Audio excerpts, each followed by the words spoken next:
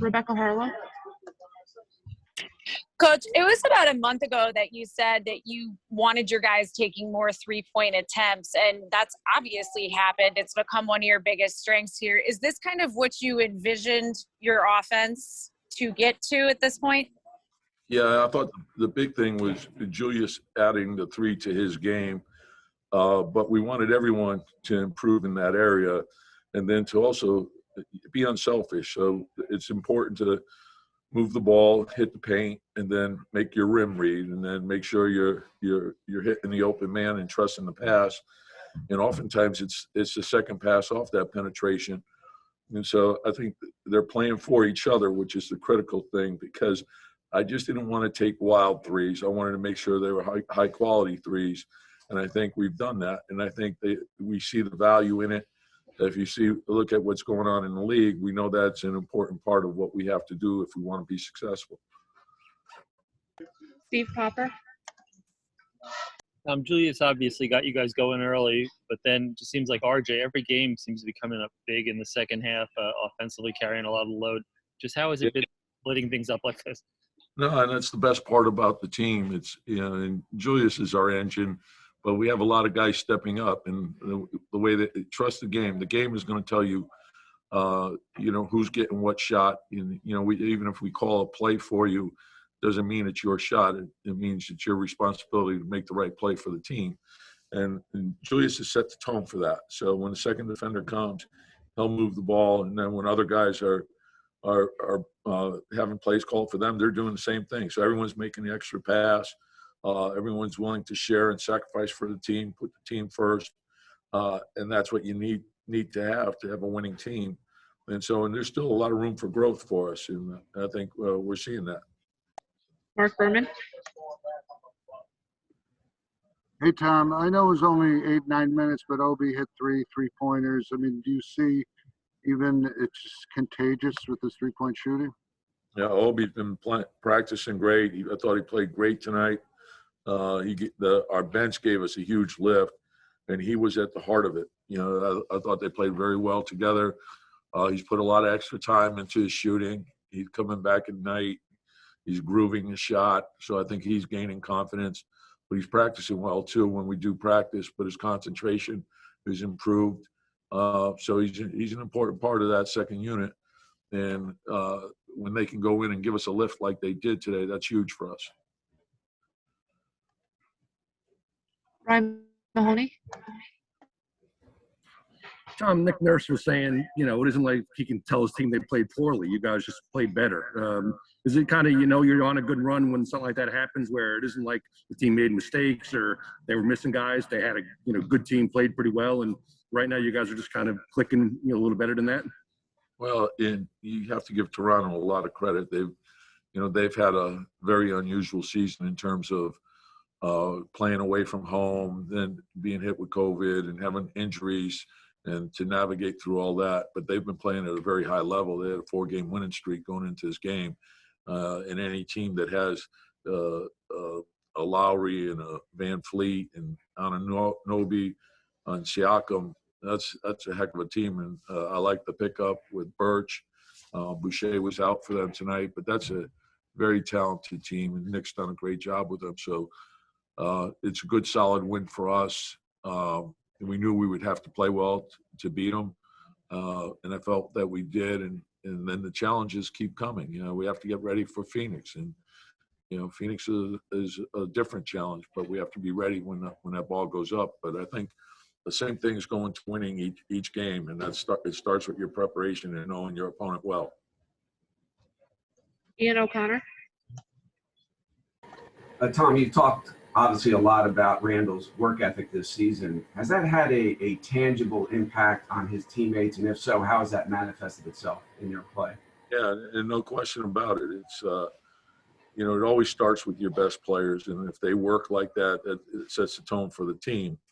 And so he's relentless. And it's not an accident that he's having the type of season that he's having.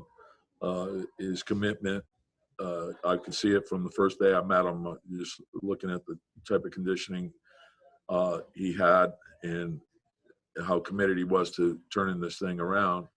And so You know, I could recall back in the 90s when I first arrived here as an assistant. The thing that blew me away was Patrick Ewing was every morning in the off season. He was the first guy in the building and worked like crazy and got himself ready. And the rest of the team did the same. And, you know, I think that's leadership. It's not, you know, what you say, it's what you do. And when you see an example like that, it gives you confidence and it gives the team confidence. Last question, Steph Bondy. Hey, Tom, you guys are 21-10 at home. I know that was a goal of you guys to take home court advantage and run with it. I mean, what's been the key there? And it was a goal right from the beginning of the season. You know, we wanted to build winning habits and we wanted to establish a winning record at home and take care of home court. And so I think understanding what goes into that each and every day is important. And you can't take shortcuts. There's no shortcuts for this. You have to be willing to make a commitment. You have to be willing to sacrifice. You have to be willing to put the team first. We know we have great fans here, and we're trying to give them something to be proud of. Thank you, Coach.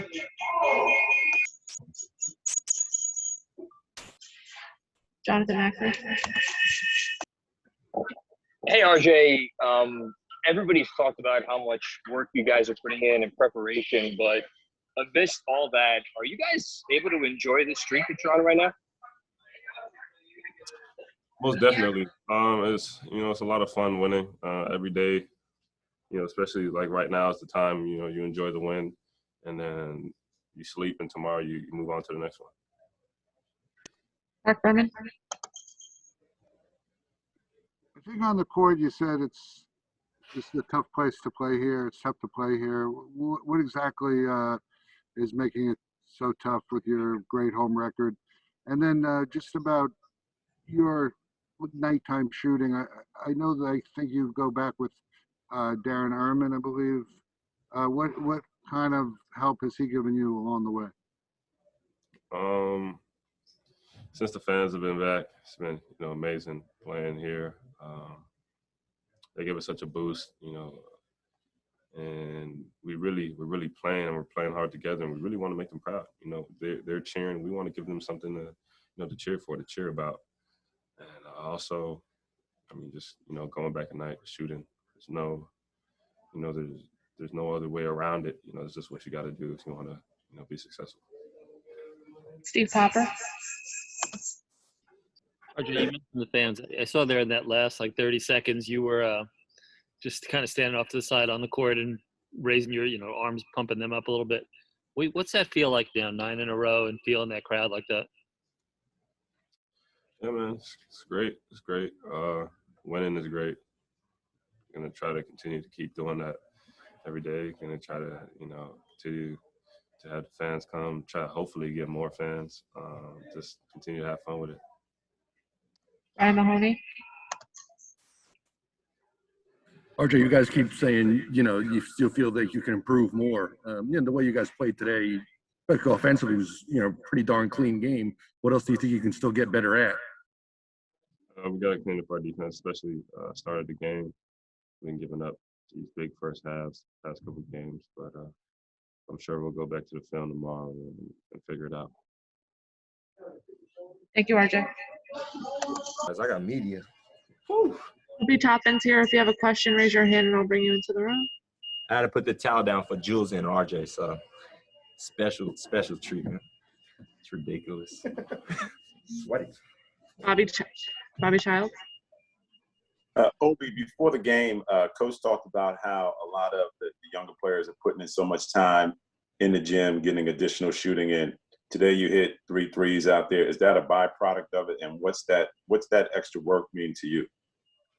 I mean, we not only myself, but we all get in the gym and get extra shots up, do things defensively, offensively. Like we're all a sponge of the game, and we're getting better every single day. And I feel like for me, me putting up extra shots every day and working on my defense every day is helping me. So.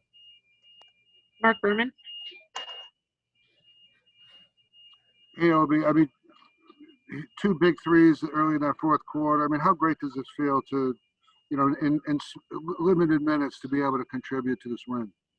Yeah, it feels amazing, but I gotta give credit to the team. Like I feel like they have a lot of confidence in me, and they push me every single day to be better and to learn. So without those guys, I wouldn't do the things that I do out there. So Steve Popper.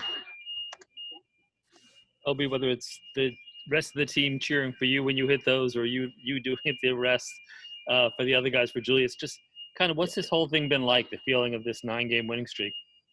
Man, it's an amazing feeling, but we're not done yet. We have a lot more to accomplish, and everybody's a big family here. Everybody loves each other and wants to see each other succeed. So we're gonna continue grinding every single day to get better and continue winning. So Steph Bondi. Obi, what have you learned watching Julius this season, whether training or in games? Man, a lot.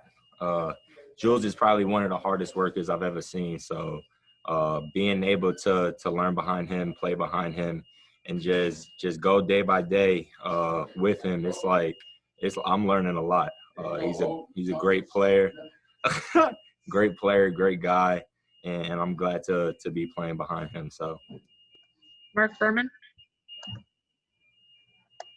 I know your rookie season has been sort of overshadowed by Emmanuel, but I mean, are you hoping that this could be a springboard to a real big finish? Yeah, I feel like I said, like we're staying level-headed and we're continuing to get better every single day, listening to what coaches are telling us and going out there and just doing what we do best and having fun while doing it. So Thank you, Obi. Damn. Everyone, Julius Randle's here. Raise your hand if you have a question. Rebecca Harlow. Julius, with the 3-point improvement that you've seen up and down the roster, for you, how much easier has your job become, or how many more options do you have when you're facing a double team every time and you know you've got so many different guys that you can go to if you're not going to take the shot yourself? A lot of different options. For me personally, it's not something that I really want to rely on. If it's there, I'm obviously take the shot, shoot it with confidence, but opens up a lot of different things for myself. Opens up, driving kick opportunities to create for my teammates. So it's definitely a weapon. Obviously, like I said, I'm not going to rely on it, but it's for sure a weapon. Steve Popper. Julius, we've talked about how much the team relies on you. How much does it feel good for you to take a little break at the start of the fourth quarter and see Obi and that second unit kind of run it off a little bit? It was amazing. To see those guys start the quarter off strong, really just bust open the game, and we didn't look back from there. So they did an amazing job today. Mark Berman. Yeah, along those lines, I mean, have you given Obi any 3-point shooting tips? No, for him it's just confidence, it's repetition. So it's as simple as that. That's how you build confidence in this league, through work, and he puts in the work every day. So just got to keep shooting with that confidence. Steph Bondi. Hey, Julius, I got 2 questions. The first, with your 3-point shot, was there any mechanical changes you made, or is it just the same form and everything? And the second question is, do you feel like you guys are peaking right now? Mechanical, I had attention to detail, obviously. When I went back home and trained, there was a certain level of attention to detail of things that I wanted to do. I'm obviously not going to share it, but there for sure was attention to details and certain things, little tweaks that helped me. And then, we're peaking, but we can still get a lot better. Obviously, offensively, we're playing well. But defensively, for a full 48 minutes, I feel like we can be a lot better. Ian O'Connor. Julius, after you signed with the Knicks, you said you wanted to bring back that old school mentality that Ewing and Oakley had. Your head coach just a few minutes ago compared your work ethic to Patrick Ewing's in the 90s. When you hear that from Tibbs, how does that make you feel? It's amazing. I've actually asked him and talked about that before. And, he kind of, gave me insight because, he saw it firsthand. So I pride myself on my work ethic. The greats, they've done it before. The guy that I idolize the most and look up to, which is Kobe. His work ethic was top notch. Nobody was better. Putting the time in him. So, like I said, I pride myself on the work ethic and how I prepare myself to get ready for a season. How I prepare myself to get ready for games. Thank you, Julius. Thank you, guys.